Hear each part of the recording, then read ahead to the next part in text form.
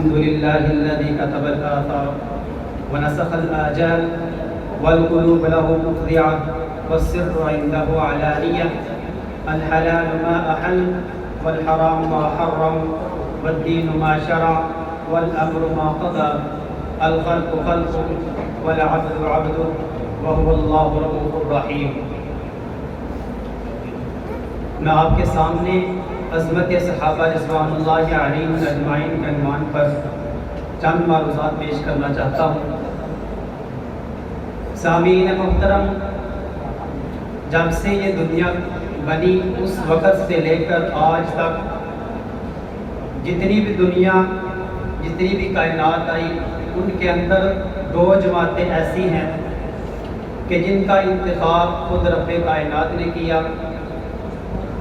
ان میں سے پہلی جماعت حضرات انبیاء علیہ السلام کی جماعت ہے کہ جس کا انتخاب اللہ رب العزت نے اپنے پیغامات دنیا والوں تک پہنچانے کے لیے انتخاب کیا۔ یہی وجہ ہے کہ کوئی بھی آدمی اپنی مرضی سے، اپنی عبادت سے، اپنی ریاضت سے نبی نہیں بن سکتا، بلکہ نبی وہی بنتا ہے کہ جس کا انتخاب خود رب کائنات کرے۔ اور دوسری جماعت جس کا انتخاب اللہ رب العزت نے کیا وہ صحابہ کرام رضوان اللہ علیہم اجمعین کی جماعت ہے۔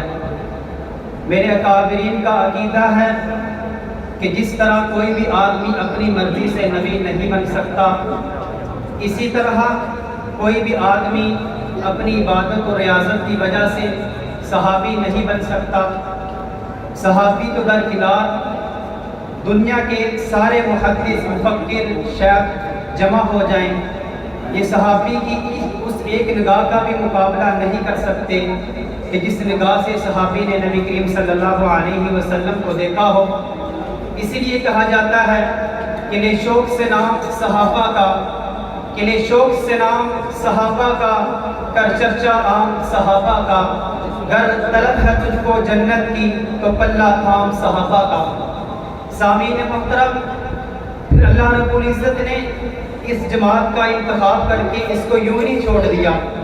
بلکہ اس کو نبی کریم صلی اللہ علیہ وسلم کی تربیت میں دیا۔ پھر آپ صلی اللہ علیہ وسلم نے انما بعثت معلما ہونے کی حیثیت سے ہر موقع پر، خواہ سفر کا ہو، خواہ حضر کا ہو،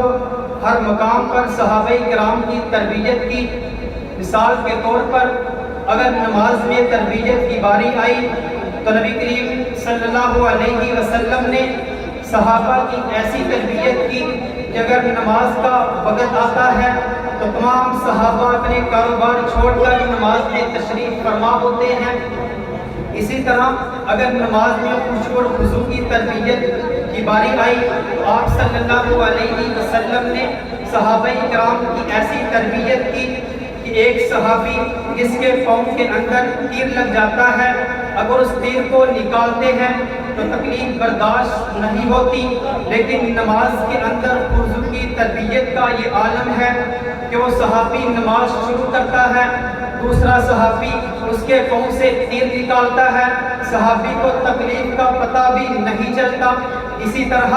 اب اگر آپس میں بھائی چارے کی تربیت کی باری آئی تو آپ صلی اللہ علیہ وسلم نے ایسی تربیت کی کہ صدیق اکبر رضی اللہ تعالی عنہ مغرب کی نماز کے بعد اپنی نفلی نماز کو چھوڑ کر یتیم بچوں کی بکریوں کا دودھ نکالتے ہوئے نظر آتے ہیں۔ اگر آپس میں ہمدردی کی تربیت کی باری آئی تو آپ صلی اللہ علیہ وسلم نے ایسی تربیت کی کہ روم کے بادشاہ نے جب دیکھا کہ حضرت امیر معاویہ کے کچھ اختلافات حضرت علی سے ہوئے ہیں تو اس نے وقت کا فائدہ اٹھاتے ہوئے امیر معاویہ کو خط لکھا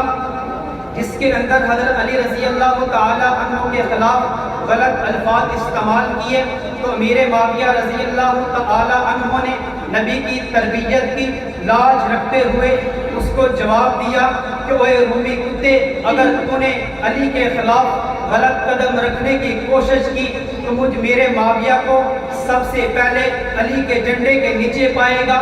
اسی کو کسی شاعر نے یوں کہا کہ ہم نے ہر دور میں بقائے اسلام کی خاطر ہم نے ہر دور میں بقائے اسلام کی خاطر ٹوٹتے تاروں کو مالا میں پرویا ہے۔ دنیا لاکھ کہے محبت نہیں عداوت تھی دونوں میں، دنیا لاکھ کہے محبت نہیں عداوت تھی دونوں میں، مگر ہم ایک ہیں، ایک تھے وحدت کا بیج بویا ہے۔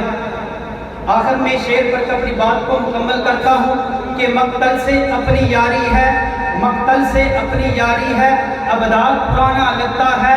صدیوں سے کٹنا سیکھا ہے، ہر بار پرانا لگتا ہے۔ تم تلوار اٹھاؤ یا خنجر، تم تلوار اٹھاؤ یا خنجر، یہ ظلم تشدد سرکار پرانا لگتا ہے۔ وآخر دعوانا الحمدللہ رب العالمین۔